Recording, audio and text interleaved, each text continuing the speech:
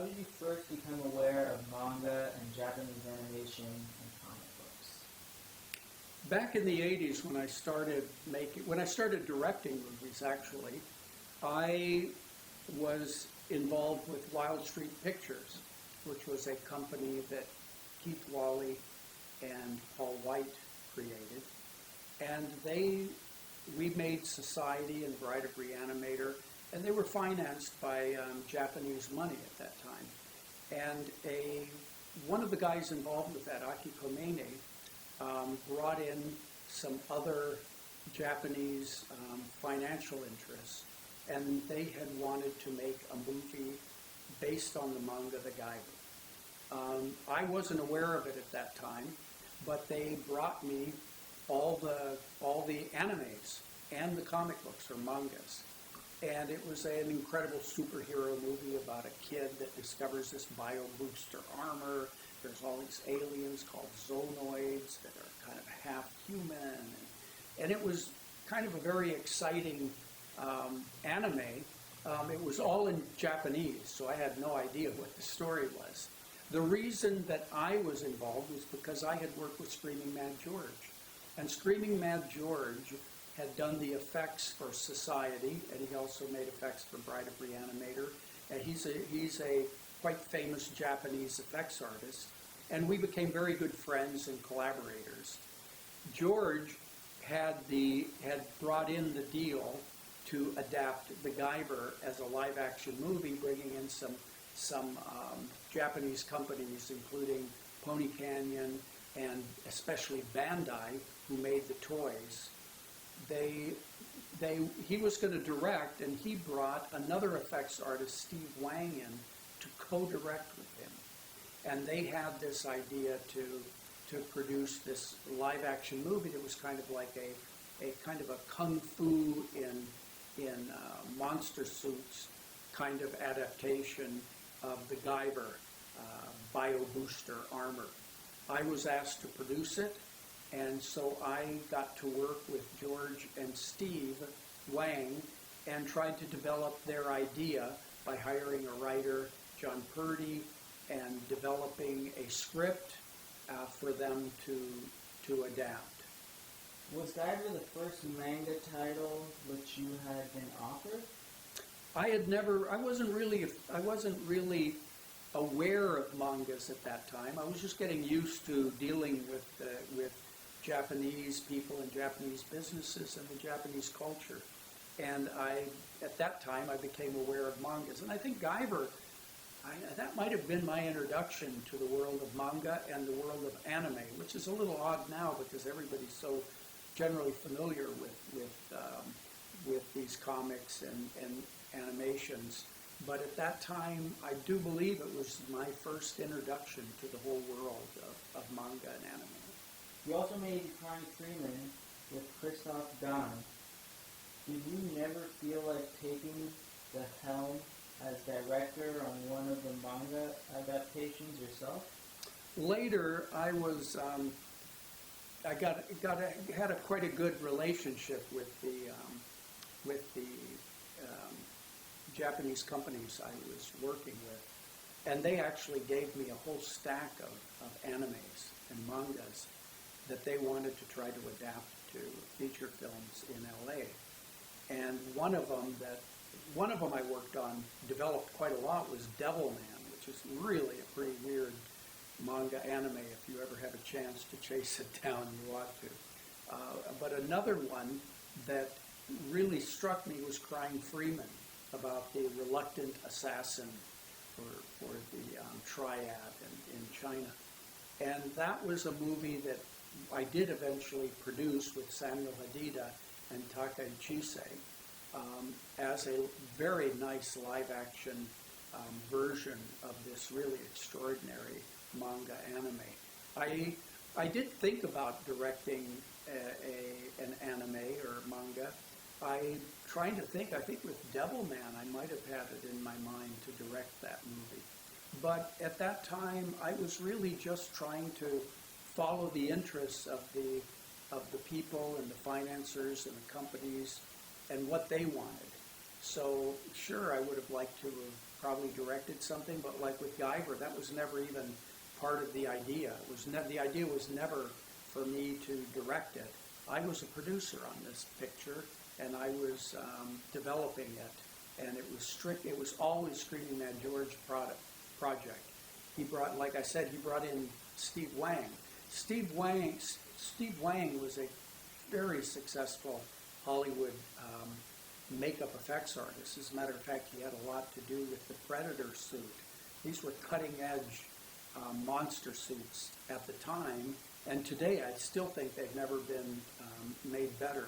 And I think one of the things that you'll notice with the Guyver is that the work that Screaming Mad George and Steve Wang did on the monster suits is just extraordinary. I mean, it is as good as any big budget Hollywood production as far as the type of suits, this type of suits go.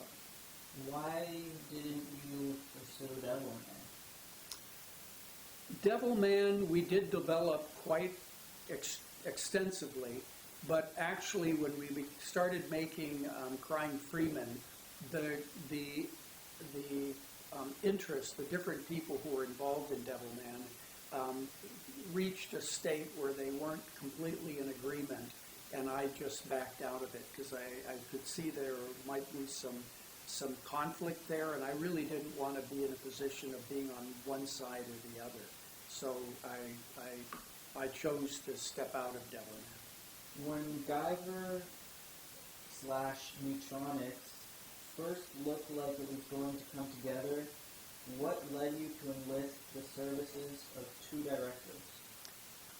Of course, I didn't choose to have two directors.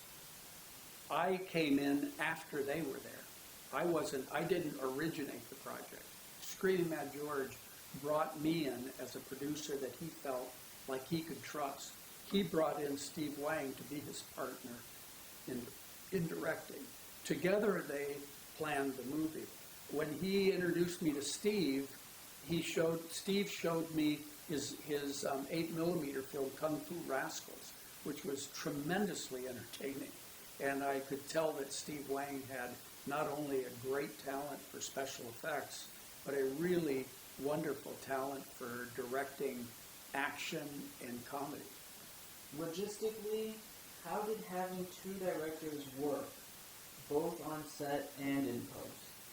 Steve Wang and Screaming Mad George were very good friends, and I never saw them have any kind of tension between them. They did, as we developed the script, it was different to deal with two directors. And this isn't, the way they directed, well, I don't know if I've ever worked with two directors before that were directing at the same time. I do think some of them, like the Coen brothers, I've read that they work on each scene together, each shot together. One of them might deal more with the actors, one might deal more with the camera.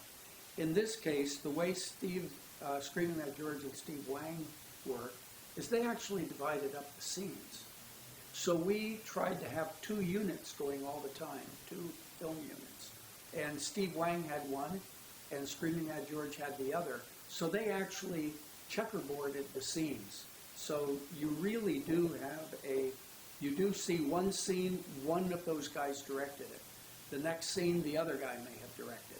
So I don't think this is very common, actually. And it did mean that we had to have we had to have a bigger crew than you would normally have because we needed two full units so that they could both be busy at the same time. It was logistically it was more complicated. I'm not sure if tonally it meshed as well as it might have. If they had worked together always on each scene, it might have been more consistent. But for example, I can watch the scenes and have a pretty good idea of who was directing at that time. But when it comes to, I don't know if a normal viewer could tell. Did you have some creative influence on the final movie, or did you just produce? As far as my creative input on the movie, it was pretty much limited to trying to help Steve Wang and Screaming Mad George get what they wanted. I tried to help develop a script that I thought would be kind of acceptable for a kind of a Hollywood movie, a typical movie that's made in LA. That it made sense. That the script made sense in that way. I tried to help them with the casting, so we had a cast that was going to look good and work well on the screen. I tried to make sure that we could afford to do the things they wanted, that we had an efficient type of production. I tried to make sure we had the right kind of technical elements involved for the movie. I would say that it wasn't, I wouldn't say that I had a very big creative input in this movie compared to, say, other movies that were more my projects, not just as a director, but as a producer. Often I originated the projects, and I was much more a part of conceiving what it should be.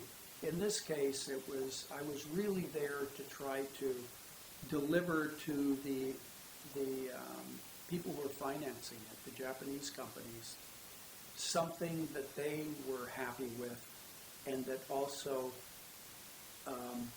Screaming Mad George and Steve Wang felt comfortable with. I wanted them to feel like they were getting what they needed, and I wanted to make sure that the movie looked like what I thought a movie should look like. Who had the idea to cast Jeffrey Combs as Dr. East? When we began casting, George and Steve had a great deal of a lot of ideas about who to cast. And if I'm not mistaken, I think Steve Wang probably was the most involved with certain actors that he wanted to be in the movie.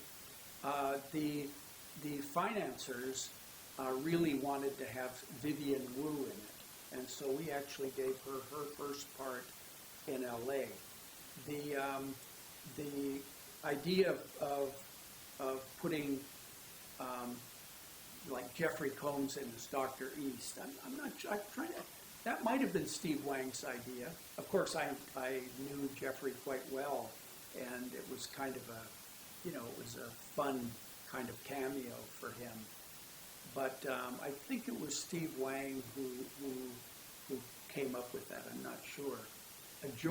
Screaming Mad George, I think, was the one who wanted, who was really wanted to have David Gale in the movie. And as you know, David Gale was so famous as Dr. Hill in Reanimator. And David Gale played the big bad guy. And I think George was the one who really pushed for David Gale. Of course, I was delighted to work with David Gale again. And this was David Gale's last feature. Do you think that the role is fitting for him? It's interesting that this was David Gale's final film. I think he did a good job in the role. It was certainly a good role for him. I think he could have done a lot of manga-type roles, a lot of anime-type roles. I think he would have been perfect. David Gale would have been great in the superhero movies of today. I think he was really appropriate for that. But, of course, he had a great range as an actor. And I know that every time I worked with him, he was wonderful to work with. And every time I've seen him in a movie, he always made it better. So is this the best role he could have had to go out on? Oh, probably not. He probably could have had a great starring role. He could have been the whole movie could have been about him. But it was a good role for him, and I certainly enjoy him in it. Was it difficult to get Mark Hamill involved? I'm not sure how we came around to casting Mark Hamill in the movie. I think it might have been our casting director who came up with that. It seemed odd that we could get him, actually. You think Mark Hamill, my God, it's Star Wars. He's Luke Skywalker. And this was, wow, it's incredible, you know. But I think he liked the idea of it. He was really interested in the, you know, that it was a manga, it was an anime, that it was this. I think he really liked the whole comic book aspect of it and the Japanese aspect of it. I think we were really lucky to get him. And of course, he played the detective, so it was kind of a different role for him. And then, of course, at the end, he turns into this kind of weird ant zonoid or something, which I think is really bizarre. I'm sure it's one of the most bizarre scenes he's ever done. Were there any special effects that you were particularly pleased with in the movie?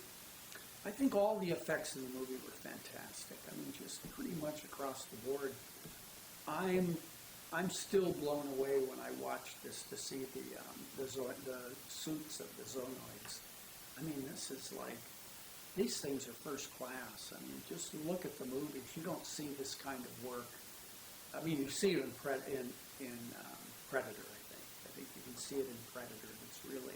It's really high quality. I mean, they're basically rubber suits. Steve Wang had a lot of incredible ideas for hanging miniatures, and he did.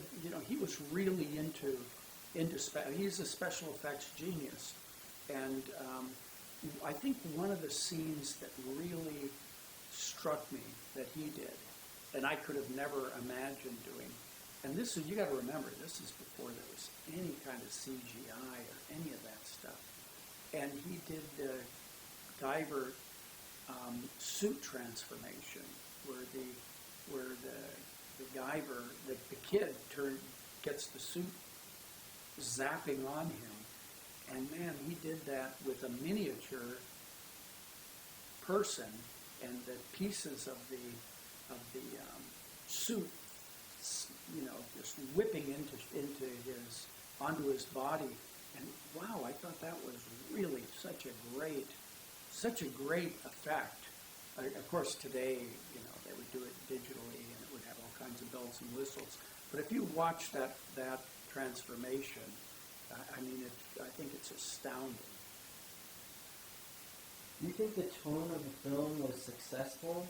It walks the line of the Teenage Mutant Ninja Turtles, whereas the source material is slightly more adult. It's difficult to say with the tone. The comedy that Steve Wang especially brought to the project is his own. It's his kind of comedy. I really thought we were going to have a home run off this movie. I thought it was going to be so entertaining. It had such good stuff. Obviously, it wasn't the success that I had hoped it would be. It definitely wasn't exactly like the anime. The anime is much harder core, much darker. But we went for a more like, I don't know, PG-13 audience. And it was a choice. It was a choice mainly by the directors. And I think that it was a good choice. It really was trying to open it up to a wide audience. It was comedy. It was really funny. It was great action. It was very satirical. So yeah, it's not the same tone as the anime, but then with comic book adaptations, animation adaptations, it's never the same in live action. Ninja Turtles had come out at that time, and as a matter of fact, that's why the movie was released in Europe as Mutronics. They were trying to tap into that Ninja Turtles thing. In Japan, it was released a lot straighter, more the Guyver, because it's known as the Guyver.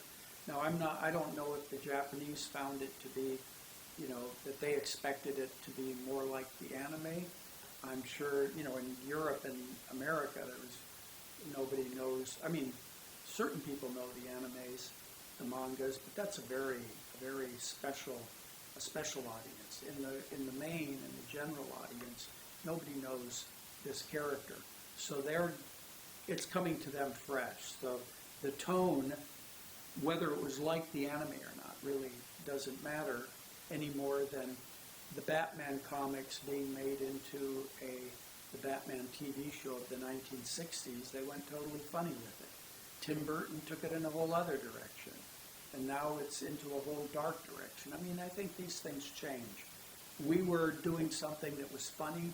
It was meant for a wide audience, and I wished it had worked better than it did. I thought it was gonna, I thought we really had something special, and I still think it's a very special movie. It wasn't as successful as any of us had hoped, but I think there's something in this movie. If you watch it today, you'll see stuff that's never been replicated, and it is just a fun movie. How did the fans respond on both sides of the Atlantic? The reaction to the movie was not as good as we had hoped. I'm not sure whether people were they were disappointed that it wasn't like the manga. I'm really not sure that much by the response, because back then we didn't have the internet. We didn't have Twitter. Today you know what's going on everywhere immediately. Back then you really didn't. You would have to get a newspaper from that country, and things weren't released at the same time everywhere. So all I know is that the sales weren't as high as we'd hoped.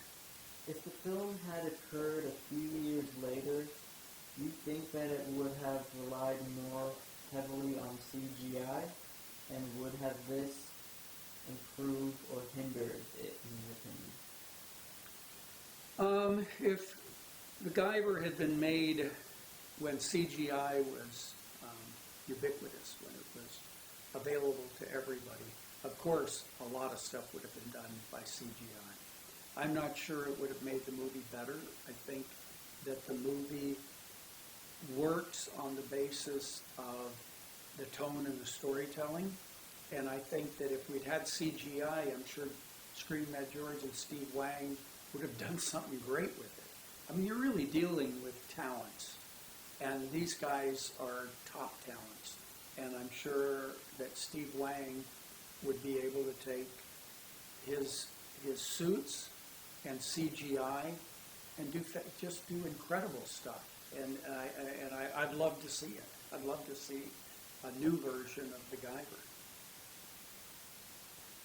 Do you think that you and your team were responsible for ushering in a new wave in genre cinema, in which American directors and studios suddenly had their eyes open to the Orient for inspiration? I think that the Guyver and the people I worked with from Japan and with Wild Street Pictures, I think we were there at the beginning of the investment in product coming from Japan. And I wouldn't say that the Guyver and Crime Freeman and these types of movies were seminal. I don't think that they didn't give rise to all the different movies that began to come from Japan. But we were there at the beginning. We were certainly among the first that tried to adapt Japanese stories and the animes and the mangas to American style movies. When you look at the Guyver today, are you still satisfied with it? I can't say I've ever been satisfied with any movie I've been involved in making. I think with Guyver, I'd be more satisfied if it was a bigger, popular and financial success. But I do always fall back on the fact that this is a fun movie, and there's some great stuff in it you'll never see anywhere else. From your point of view, what will the audience like the most about the Guyver? I think people are going to just like those monsters fighting. Faust is another superhero adaptation film that you made working with Screaming Mad George. How does the Guyver relate to Faust? I think the only relationship between Guyver and Faust, well, I guess there's a couple. They're both coming from comic books. Faust was actually a pornographic comic book. It's pretty sexually and violently explicit. The Guyver was not kid stuff, but it was pretty adolescent type of storytelling. What the two movies have in common is they were both pre-CGI. So that means that both of them had to solve the problems of the effects and the superheroes and the action with makeup and mechanical effects, with miniatures and other kind of on-camera tricks, instead of having the smooth kind of CGI animation renditions. So the two movies have that in common. Of course, I worked with Screaming Mad George on both of them, although I directed Faust, and he did some of the major effects on Faust. He basically did Faust. He did the character. We work, I think if you watch the movies that George and I have worked together on, including probably our best collaboration, which is Society. He did great stuff on Bride of Reanimator. He did great stuff. We worked really closely together on a movie that unfortunately wasn't very successful, but very interesting, which was Initiation, Silent Night, Deadly Night 4. I always tried to have George work with me on almost every movie I did. I tried to bring him in because he was kind of like the effects artist that I felt the closest to, that I felt the closest to his aesthetic. And with Faust, I brought him over to Spain, shot Faust in Spain. And so I think if you looked at the stuff we've done together, you could probably see things in common, how we tended to think and solve effects problems. But other than that, I think Faust is a completely different animal than Guyver. Were there any language barriers when you were working on the Guyver, and if so, how did you deal with those? Well, it was definitely different to work with companies that were Japanese, because they didn't speak. Even the people who spoke English didn't speak very good English. So Steve Wang is American Chinese, not Japanese. George speaks perfect English. He's still a second language. The people from Japan involved really didn't speak very good English, if any. And we had to deal with contracts that were in Japanese. We had to have them translated. But I found the Japanese companies and the people working from there to be really, really dependable and good to work with. I completely trusted them. Did you draw more inspiration in this film from the animated series or from the comic book? I think that in this, I'm trying to think of where we got the most inspiration from in this movie. I know we watched all the animations. We did the comic book. There might have been more coming from the comic book than the animes. But like I said, I was basically trying to further the vision of Screaming Mad George and Steve Wang, and they had the idea of how they wanted to tell this story, and they worked more directly with the writer, and my function was I just tried to make it be more like an American-style movie. Was it really hot inside that Guyver suit? I think the guys in those suits were just sweating their nuts off. I think it must be really miserable. You know, I think maybe, I just wonder why, I would want to have an air conditioner inside the suit if I'm doing it. And I'm really amazed that they can do all the moves they did and the kind of fighting they did. The guy who played the Guyver in the suit was a fantastic stunt artist. How was the visibility through those suits? I'm really not sure how well they could see when they had those masks on. I'm pretty sure they couldn't see very well. What they were fortunate on is that Steve Wang and Screaming Mad George had the fights really choreographed. I mean, they just had it broken down. They knew exactly what they wanted, what moves they needed to make. And if you watch the movie, watch the fights and just see how specific every shot is to do the moves they need for the fights. So I'm not sure how much they really had to see. I think that they practiced that move. I can't imagine they could have seen very well in there, but they did a fantastic job. And I don't think anybody got hurt doing it. So you had Jimmy Walker from Good Times play the character Stryker in The Guyver. He was a funny guy. Yeah, Jimmy Walker was hilarious. He was really great. He was so famous from Good Times. He was Kid Dynamite. Say Dynamite. And by the end of the movie, we finally got him to say it. And actually, I think it's the last line in the movie. We finally got him to say Dynamite. It was sort of a stunt, but it was a lot of fun. We really enjoyed it. You know, it was great having him and Mark Hamill and David Gale and all these great, fun people in the movie. How do you get him to say Dynamite? It took a long time for Steve Wang to finally convince him to come through and do it. And like I said, he did it in the very last shot of the movie. Do you have anything else to say about The Guyver that we haven't touched on? No, but let's talk about this.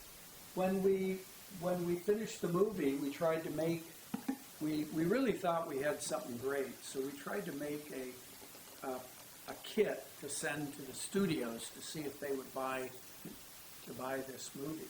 And so what we did is we designed this tube, and in the tube that we sent them to all the executives in Hollywood.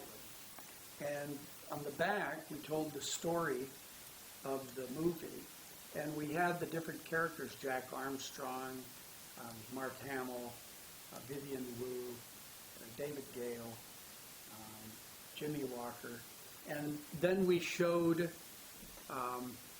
what they turned into. And so you'd turn this, and you would get who they turned into. I mean, this is really kind of ridiculous, but it was like our sales tool. Then on the top, we had the Guyver. The Guyver, that's what would pop out and create the suit. And then inside, and unfortunately, I've lost all the toys, but we had a toy from Bandai. Bandai put out a whole line of toys for the Guyver. And then inside, they would get some pictures of the Guyver. They would get pictures from, stills from the movie. I'll show you these stills. Oh, this goes like that. Here's David Gale. I mean, not David Gale. What's his name? Famous actor. Here's the stills from the movie. And then inside they would have a press kit with all the information you need for the newspapers, the cast, and then they would also have a little booklet with scenes from the movie. So that was our kind of itinerant way of getting the studio executives interested in this. We thought we were going to get a big studio to release this movie. We really thought we had it.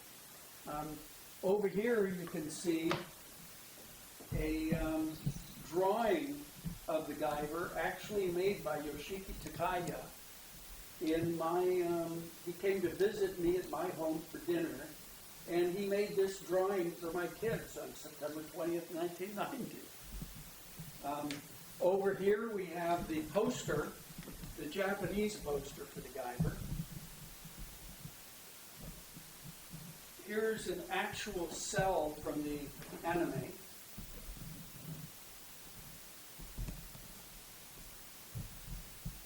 And here's a picture of myself, Steve Wang, Aki Komine, Mark Hamill, Screaming at George, and the Guyver. So, in conclusion, watch the movie. Thanks.